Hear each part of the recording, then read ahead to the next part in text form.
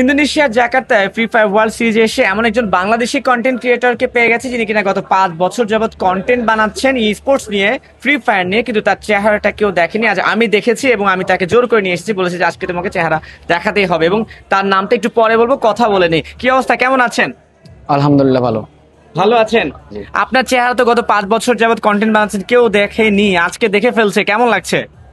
অবশ্যই চিন্তা করছি, অনেকদিনই তো লুকিয়েছিলাম, বা এখন মানুষের সামনে আসা দরকার।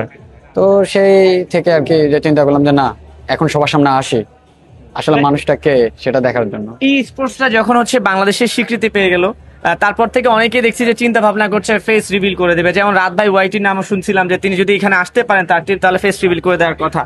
হঠাৎ ই স্পোর্টস যখন ওপেন হয়ে গেল তখন কেন আপনাদের আসলে চেহারা দেখানোর ব্যাপারটা চলে আসলো যে না, আমি এখন ফেসটা রিভিল করে দিব? আর কোনো গোপন গল্প আছে কিনা জানতে চাই। কারণ আমরা যত কন্টেন্ট ক্রিয়েটর আছে আমরা সকলেই কিন্তু ট্রাই করতেছি আমরা স্পোর্টসটাকে সামনের দিকে এগিয়ে নেওয়ার জন্য। হ্যাঁ, তো অবশ্যই সেই ক্ষেত্রে হচ্ছে যে আমাদের ফেসটা দেখানো খুবই দরকার। কারণ হচ্ছে যে আমরা সবার সামনে আসা যে না, এই পার্সনটাই আমি আমি দেখাতে চাচ্ছি যে না, আমি এই ইভেন্ট বা এই স্পোর্টস এর মধ্যেই আমি আছি, সেই জন্য। আজকে যে আপনার চেহারাটা মানুষ দেখে গেল, এটা রিয়াকশন কি হতে পারে, কি মনে হয় আপনার কাছে?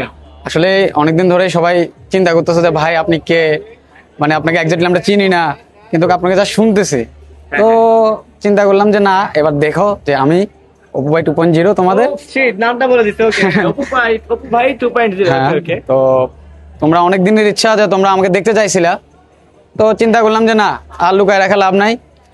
স্পোর্টস চলতেছে, অনেক ইভেন্ট আসতেছে, অনেক জায়গা থেকে হচ্ছে যে নিজেকে হচ্ছে যে কি দূরে সরায় রাখছি। এবার আর দূরে সরায় রাখার কোনো মানে নেই। হ্যাঁ, লোভটা সামলানো যায়নি, সত্যি কথা। সবার সামনে আসতে হইতেছে, সবাই চায় যে চিনুক। আপনারা চিনেন আমার ভয়েসটাকে, তো এখন আমাকে চিনবেন, আমার ফেস সহকার। এমন কি হতে পারে নাকি যে অনেকে আবার শুনে বলবে যে না, আমরা যে অপু ভাইয়ের ভয়েস শুনি, এই অপু ভাই সে অপু ভাই নয়? আমরা কি সেই ভয়েসে ইনসিউরিটিটা নিতে পারি যে আপনি সেই লোকটা? অবশ্যই অবশ্যই। ও বাবা রে, ভয়ানক অবস্থা। ও আচ্ছা আচ্ছা আচ্ছা, ঠিক আছে, ওকে, মানুষ চিনে গেছে, ওকে। বাট আমি এখন প্রশ্ন করবো যে ইন্দোনেশিয়া এসেছেন, জাকার্তা এসেছেন, ওয়ার্ল্ড সিরিজ দেখছেন, নতুন একটা অভিজ্ঞতা, বাংলাদেশও খেলছে, আপনিও আই থিঙ্ক ফার্স্ট টাইম স্পোর্টসে এত বড় একটা ইভেন্ট দেখছেন, কেমন লাগছে, অভিজ্ঞতাটা কেমন?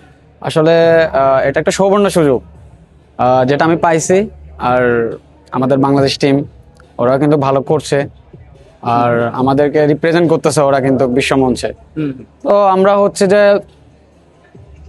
গর্বের সহিত, আর মানে অভিজ্ঞতাটা মানে যেটা হচ্ছে তো ভাষায় প্রকাশ করা যাবে না, কারণ অনেক বছর সেটা হচ্ছে যে মানে চাপায় ছিল। এখন মানে বুঝাইতে পারবো না যে কেমন হচ্ছে, মানে কেমন ফিলিংস হচ্ছে। আচ্ছা আচ্ছা, আর ছোট্ট করে যদি বলি যে ফেস তো দেখিয়ে দিলেন, রিয়াকশন কি আসতে পারে? রিয়াকশন আসতে পারে, সবাই তো মোটামুটি একটা আইডিয়া নিয়ে নিছো যে হালকা পাতলা। তো আজকে দেখে নাও আমি সেই, তো ইনশাল্লাহ ভবিষ্যতে দেখতে পাবা।